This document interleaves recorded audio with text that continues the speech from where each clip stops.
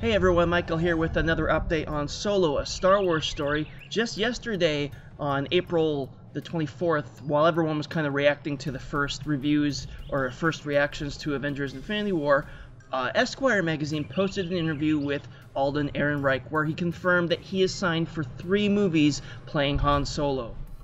This was actually something that we reported over a year ago. If you go back to our videos from 2016, you'll see that we heard rumors back then that there was going to be a Han Solo trilogy. Now, to me, this is interesting for a number of reasons. I've said before on videos on this channel that I'm kind of not fully on board with the idea of doing like a Han Solo origin movie, which is kind of what Solo, a Star Wars story kind of feels like, you know, how we got the Falcon, met Chewbacca, met Lando, blah, blah, blah.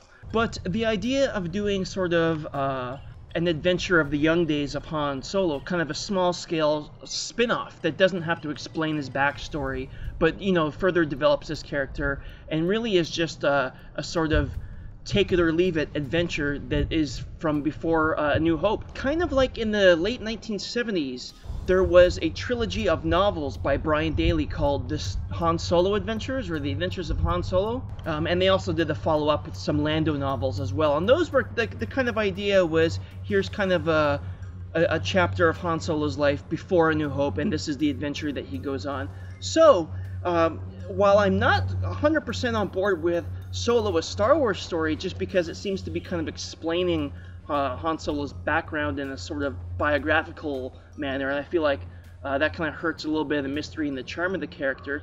The idea of them doing a trilogy, I'm actually way more on board with. It seems like this first one, they have it set up so if it's really not successful, they can just leave it as, here's the origin of Han Solo and sort of an early adventure in his life. And if it's successful, they can go on and do 2 more. And so now his backstory is told in this one.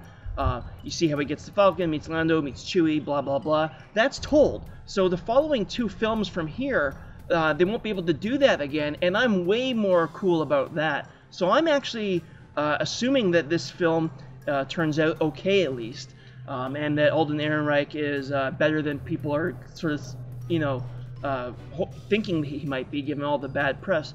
If this all works out, I'm actually way more on board with 2 sequels to this. You know, people have always been saying maybe we'll see Jabba the Hutt and maybe we'll see Boba Fett. That may be a bit too loaded for one movie, but maybe you know, Jabba the Hutt and the further underground crime world will play a role in the sequels, and that would be pretty interesting, I think, exploring, because they were initially thinking about doing a Boba Fett movie, and that's what Josh Trank was supposedly, anyway, going to direct. And there was sort of talk about how that might have crossover with the Han Solo spinoff. So now that that's been long since canceled, we haven't really heard anything further about them bringing that back. Maybe that'll be something that they'll explore in the Han Solo sequel.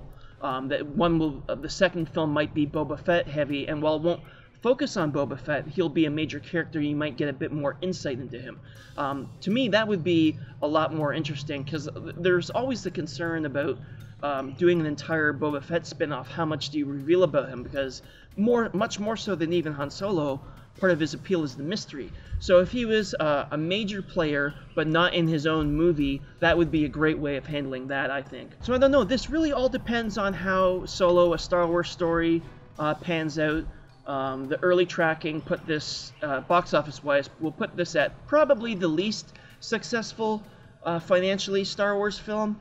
Probably just under Rogue One, but I think that was kind of understood going into this. Rogue One was right off the heels of Force Awakens, so it had a lot of carryover from that, and now this has to come right on the heels of Last Jedi, and is competing with a super packed May release month with Infinity War and Deadpool and everything else that's coming out. Well, I don't know, I hope this does do well, just so we do get those sequels, because unless this movie's a total disaster, I think that'd be, speaking as someone who is not totally gung-ho about this film in the first place, just because there is a huge component to this particular one of Han Solo's sort of backstory.